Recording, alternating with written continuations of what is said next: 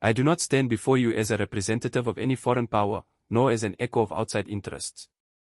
I stand here as a son of this land, grounded in its soil, shaped by its struggles, and committed to speaking with the voice of its people. From this moment forward, the direction of this nation will no longer be drafted in distant capitals. The future of Burkina Faso will be written in Ouagadougou, shaped by Burkinabe hands, guided by Burkinabe will, and defended by Burkinabe resolve. For decades, Burkina Faso has carried the heavy weight of instability, uncertainty, and imposed dependency. It is a nation rich in courage and resources, yet long restrained by systems that drained its strength and muted its voice. For years, the country appeared trapped in a prolonged night, unable to advance at its own pace, unable to define its destiny without external permission. But history does not stand still, and neither do people who remember who they are. A change has begun. Not a sudden miracle, but a deliberate awakening. As the writer Chinua Achebe once observed, when the moon shines brightly, even those who struggle feel the urge to rise and walk. That is the moment Burkina Faso finds itself in now. Across villages, towns, and cities, a renewed sense of confidence is stirring. The belief that tomorrow can be shaped, not waited for, is returning. Hope is no longer whispered. It is spoken aloud. At the center of this national reawakening stands Captain Ibrahim Traoré. Since assuming leadership in late 2022, his message has remained consistent and uncompromising. Burkina Faso must reclaim control over its own destiny. Sovereignty is not symbolic. It must be visible in policy, infrastructure, production, and daily life. His leadership signals a sharp departure from the politics of hesitation and dependency. What once stagnated has begun to move. This moment echoes the warning of Frantz Fanon, who argued that every generation carries a historical mission. That mission must be discovered, embraced, and fulfilled. To abandon it is to betray the future. Under Traore'S leadership, Burkina Faso has chosen engagement over passivity. The country is no longer speaking about change as a distant aspiration. It is executing change as a national duty. Across the land, evidence of transformation is no longer theoretical. Roads are being constructed to reconnect communities that had been isolated for years. Hospitals are rising in regions where access to care once required long, uncertain journeys. Schools are opening their doors to children who were previously denied opportunity by distance or cost. Farmers are receiving tools, equipment, and support to increase food production and reduce reliance on imports. Young people are being trained, organized, and empowered to build livelihoods rooted in dignity rather than dependency. The military is being reinforced to protect the population, not external interests. This transformation does not follow the slow rhythm of conventional politics. It moves with urgency. It moves with intent. It moves everywhere at once. One of the clearest signals of this national shift can be seen above the ground, in the skies. For any nation seeking growth, connection to the wider world is essential. Air travel remains one of the most effective ways to achieve this connection. Yet for many years, Burkina Faso's aviation sector reflected the country's broader challenges. Weak infrastructure, grounded fleets, and limited reach restricted mobility and trade. That era is coming to an end. Without spectacle or exaggerated promises, a quiet revolution has unfolded. Runways are being rehabilitated. Aircraft are being acquired. Strategic planning has replaced neglect. At the heart of this revival stands Air Burkina, the national airline that once symbolized decline but now represents renewal. After 6 months grounded, Air Burkina returned to service on October 2, 2024. The inaugural flight from Ouagadougou to Dakar was more than a commercial operation. It was a statement. It declared that Burkina Faso had reclaimed control over its national carrier and its presence in the skies. This revival was made possible through the acquisition of a modern Embraer E190 aircraft, secured through cooperation with China following agreements reached at the China-Africa Forum. Valued at approximately $19 million, the aircraft represents efficiency, reliability, and long-term planning. With business-class seating and expanded economy capacity, it serves both comfort and accessibility. Its fuel efficiency reduces operational costs, saving the nation significant resources over time. This aircraft is ideally suited for regional routes connecting Burkina Faso to neighboring capitals such as Accra and Abidjan. More importantly, it lays the foundation for future expansion. Plans are already in place to acquire additional aircraft, scale operations, and position Air Burkina as a competitive regional carrier. Yet aviation cannot thrive without modern airports. Recognizing this, the government has invested heavily in upgrading airport infrastructure across the country.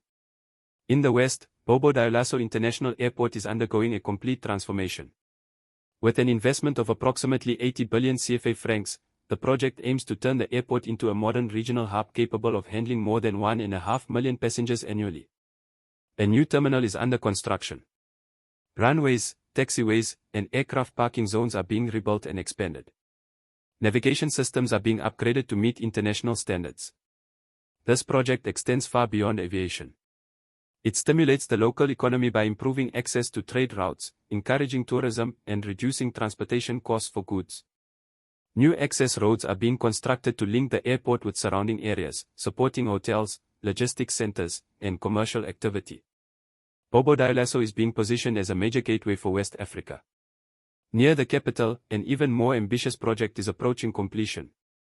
The Ouagadougou International Airport, located approximately 35 kilometers outside the city, represents a bold vision for the nation's future. Designed to replace the older Thomas Sankara International Airport, which was constrained by urban congestion and safety concerns, the new facility reflects long-term planning and national ambition. With a runway extending 3.5 kilometers, expandable to 4 kilometers, the airport is capable of accommodating large international aircraft. Its terminal is designed to handle up to 1 million passengers annually. After years of political delays and failed agreements, construction is now over 80% complete. Sustainability has been built into the project from the start. Low-carbon concrete developed in collaboration with local experts reduces environmental impact. A 25-megawatt solar power plant with battery storage is planned on site, allowing the airport to operate on clean energy rather than costly imported electricity. This sets a benchmark for green infrastructure across the continent. In just a few years, Burkina Faso's aviation sector has moved from stagnation to global standards. Air Burkina is flying again. Airports are expanding. The nation is no longer watching aircraft pass overhead while remaining grounded. It is building runways. It is flying its own planes. Each departure carries a message. Burkina Faso is rising. Yet true sovereignty does not begin in the skies. It begins on the ground. A nation's strength rests in its ability to feed its people and manufacture its own goods. Agriculture and industry form the backbone of genuine independence. Captain Ibrahim Traoré understands this deeply. While new airports connect Burkina Faso to the world, real power is rooted in what the country produces for itself. As planes soar overhead, another revolution is unfolding at ground level. It is quieter, but no less powerful. It is built on farming, industry, and the determination of ordinary citizens. Burkina Faso is no longer waiting for solutions from abroad. It is forging them at home. One of the most significant shifts has occurred in the cashew industry. For years, Burkina Faso produced large quantities of cashew nuts but exported them raw. Foreign factories processed them, added value, and captured the profits. That model is being dismantled. New cashew processing plants are now operational within the country. One major facility alone is projected to create over 20,000 jobs, with potential expansion reaching 50,000 positions. Strategically located near farming regions, the factory receives cashews directly from producers, processes them locally, and exports finished products to global markets. This single change alters the economic equation. Profits remain within the country. Skills are developed locally. Pride replaces dependency. The same transformation is visible in tomato production. For decades, farmers grew tomatoes in abundance, only to watch large portions spoil due to lack of processing capacity. In Bobo Dioulasso, that cycle has been broken. A new tomato processing plant now converts local harvests into concentrate and finished products. What sets this factory apart is its funding. It was built entirely with contributions from Burkinabe citizens, both at home and abroad.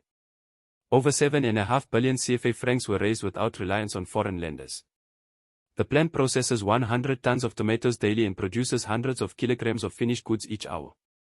It creates direct employment for workers and indirect jobs for thousands of farmers, transporters, and traders. More importantly, it guarantees farmers a stable market and eliminates waste that plagued generations. These factories are not isolated successes. They form part of a broader national strategy. In May 2024, the government launched the Agropastoral Offensive 2023-2025, backed by more than 78 billion CFA francs. Tractors, motorcycles, water pumps, fertilizer, seeds, and livestock feed were distributed nationwide. This was not charity. It was preparation. To secure the future, youth training became central. Through the Agro-Civil Pastoral Technology Incubator, young people received land, water access, seeds, and equipment. By 2025, the program expanded with a $200 million initiative training thousands more in modern farming techniques. Graduates received land and continued support to establish their own farms. From factories to fields, Burkina Faso is shifting from survival to strategy. While farms and factories restore dignity and purpose, no nation advances without systems to sustain growth. Production needs capital. Workers need health. Progress needs structure. Burkina Faso's transformation enters its next phase here, building the financial, medical, and social foundations that allow development to last.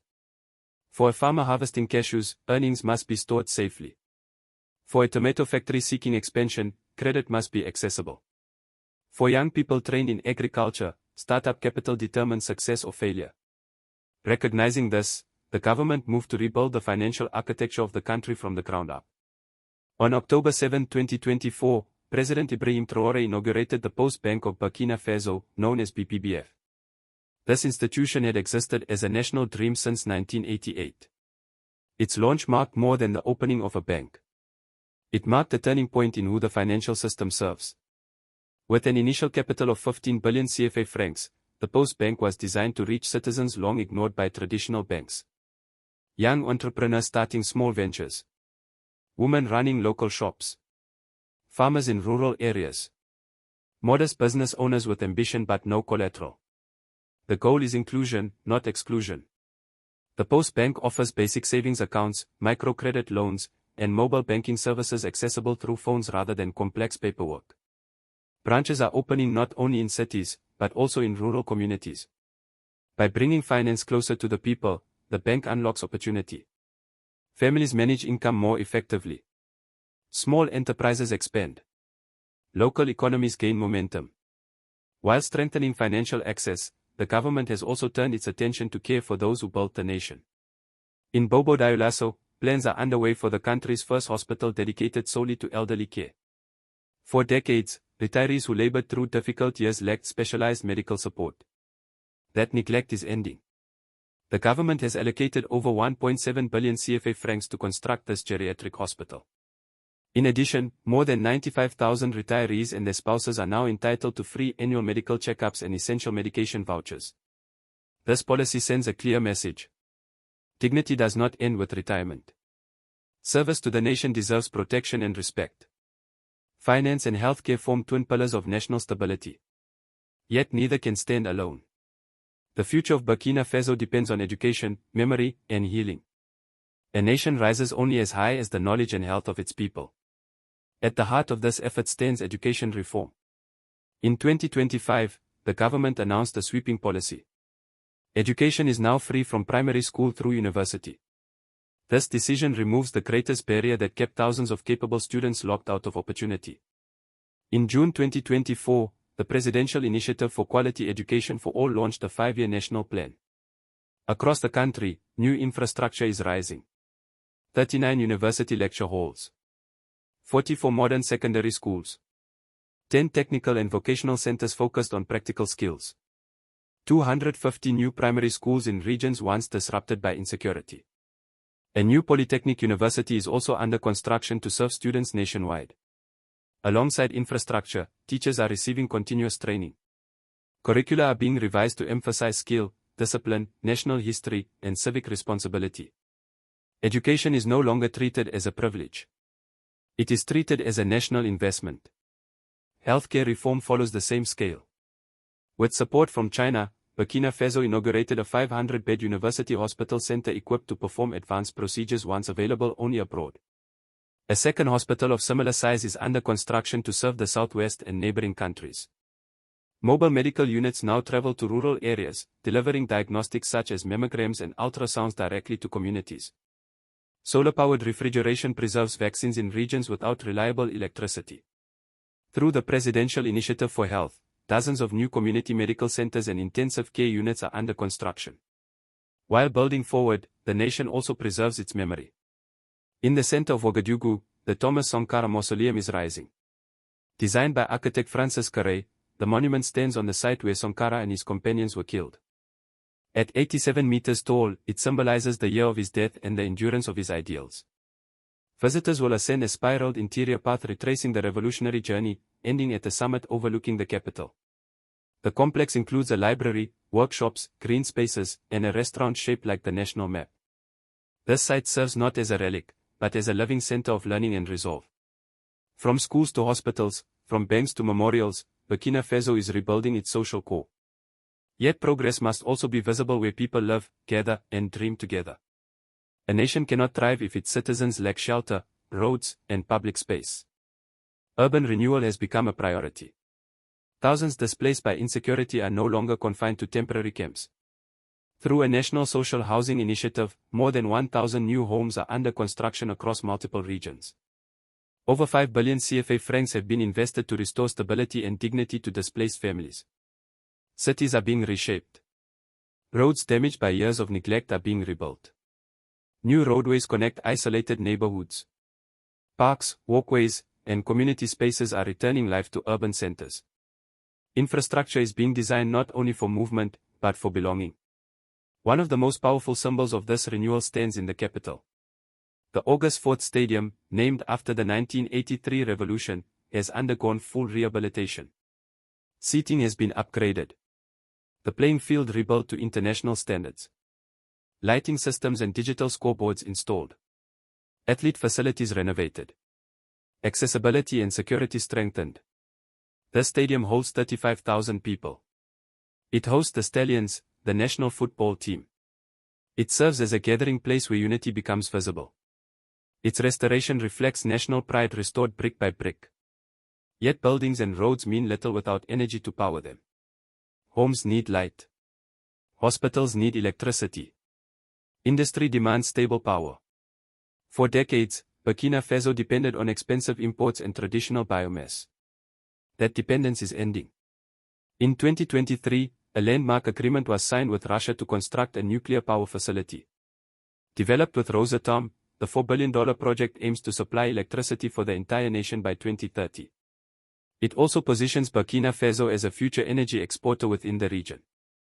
Alongside nuclear development, the government secured control over a coastal fuel terminal in Ghana, ensuring reliable access to fuel storage at sea. A new domestic storage facility added over 100,000 cubic meters of capacity inside the country. These moves stabilize current energy needs while securing long-term independence. Energy is no longer begged for. It is planned, built, and owned. With power secured, attention turns to movement. Energy must flow through roads, railways, and ports to reach every citizen. Burkina Faso is addressing this directly. By 2022, the country had only 3,642 kilometers of paved roads. Under current leadership, the goal is 50,000 kilometers by 2029. Over 900 heavy machines have been purchased and assigned to Burkinabe engineers. Construction is no longer outsourced. Skills are being built at home. New roads connect villages to markets, schools, and clinics. They carry goods, people, and possibility. In Bobo Dioulasso, the inland dry port project is reshaping regional trade. Located near multiple borders, the facility includes freight terminals, customs zones, and warehouses designed to accelerate commerce across West Africa. The Faso Rail initiative extends this vision. A national railway linking all 45 provinces is planned to reduce costs, improve food distribution, and unify the country. Roads, ports, and rail together form the veins of a nation determined to move forward on its own terms. Infrastructure gives a nation movement, but identity gives it direction. Roads without purpose only lead outward. Factories without ownership only enrich others. Burkina Faso's leadership understands this clearly. True independence is not measured by how fast goods move, but by who creates them, who owns them, and whose values they carry. This is why the current transformation extends beyond highways and ports into industry, culture, technology, water, and natural resources. It is a revolution not only of construction, but of authorship. Burkina Faso is no longer borrowing an identity. It is asserting one. In March 2025, President Ibrahim Traoré inaugurated a new cement production facility in the Plateau Central region. The Burkina Faso cement plant represents a major shift in industrial capacity. Capable of producing 1,000 tons of cement per day, the factory reduces reliance on imports and ensures that the materials used to build the nation are made by the nation. The plant spans more than 12 hectares and incorporates modern technology with environmental responsibility. Old cement bags are recycled. Renewable energy powers operations. Hundreds of local jobs have already been created, and countless more are expected as construction accelerates nationwide. Cement, once imported at high cost, is now produced at home, anchoring infrastructure in domestic capability. Yet Burkina Faso's rebirth is not forged from concrete alone. It is woven into fabric, tradition, and daily life. The country is Africa's largest cotton producer and ranks among the top 10 globally. For decades, raw cotton left the country while finished textiles returned at inflated prices. That pattern has been deliberately broken. A national textile and fashion center has been established to revive local processing and design. Today, all uniforms worn by police and military forces are produced domestically. Imports have been replaced with local craftsmanship. This shift reaches beyond economics. It restores cultural confidence. In courtrooms, colonial-era wigs have disappeared. Lawyers now wear traditional attire that reflects African heritage. In schools, students wear Fezo d'Enfoni, a national fabric mandated in 2023 as a symbol of unity and pride. Markets have changed as well. The importation of second-hand clothing has been banned, ending a practice that undermined local textile industries for generations.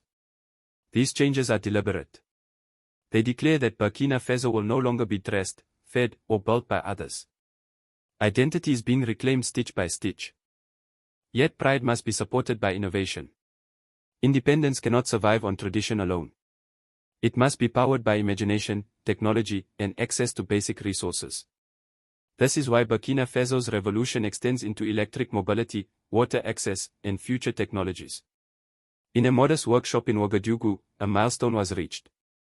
Burkina Faso produced its first fully homegrown electric vehicle. Designed and engineered entirely by local innovators, the vehicle carries the name ITL, shared by both the car and its creator. This electric vehicle travels up to 330 kilometers on a single charge and recharges in 30 minutes. Built for urban streets and rural terrain alike, it represents a vision of mobility designed for African realities. Two models, the native and the safe, have been introduced. Both integrate modern features such as GPS and Bluetooth and are compatible with solar-powered charging. This achievement signals more than transportation. It proves that innovation does not have to be imported. Burkina Faso can design, build, and deploy its own technologies. Beneath the ground, another lifeline is being secured. Clean water. In partnership with the African Development Bank, a nationwide water and sanitation program valued at $48 million is underway. Across towns and villages, 60 potable water systems are being built or upgraded. More than 110 deep boreholes are being drilled. Over 13,000 family toilets are under construction. This effort will directly improve the lives of more than 500,000 people. The goal is clear. Universal access to clean drinking water and safe sanitation by 2030. Water supports health, dignity, and productivity. It fuels agriculture and job creation. At the Samandeni Dam, fish stocking initiatives aim to produce up to 70,000 tons annually. This creates employment, strengthens food security, and restores hope in communities long constrained by hardship. With water secured and technology emerging, attention turns to the wealth beneath the soil. True sovereignty requires control over natural resources. For decades, Burkina Faso exported raw gold while profits flowed outward. That era is ending. In late 2024, the country inaugurated its first national gold refinery. Capable of refining 150 tons annually, the facility marks a shift from raw export to value retention. Jobs are created. Revenue remains domestic. Economic leverage is restored. The government took further action by nationalizing two major gold mines previously controlled by foreign corporations. While criticized abroad, the decision was welcomed at home as a correction of imbalance. In 2023 alone, Burkina Faso produced over 58 metric tons of gold. Now, that wealth begins circulating within the country. New partnerships reflect a broader realignment. Burkina Faso has diversified alliances, moving away from historical dependencies and toward relationships rooted in respect for sovereignty. This shift included awarding mining licenses to new partners and reopening diplomatic channels previously closed. Symbolic decisions reinforced this course. French troops were asked to withdraw. French was removed as the official language in favor of national languages. A state-owned mining company was established. A national gold reserve is being built. These steps send a unified message. Burkina Faso is reclaiming ownership of its land, its resources, and its narrative. From energy independence to transport networks, from factories to classrooms, from electric vehicles to clean water, the transformation is comprehensive. It is not perfect. It is not easy. But it is deliberate. Burkina Faso is no longer waiting to be developed. It is developing itself. It is mining more than gold. It is mining dignity. It is extracting confidence from history and refining it into action. This is not the Burkina Faso the world once assumed it knew. This is a nation that has remembered who it is. A nation building its future with its own hands.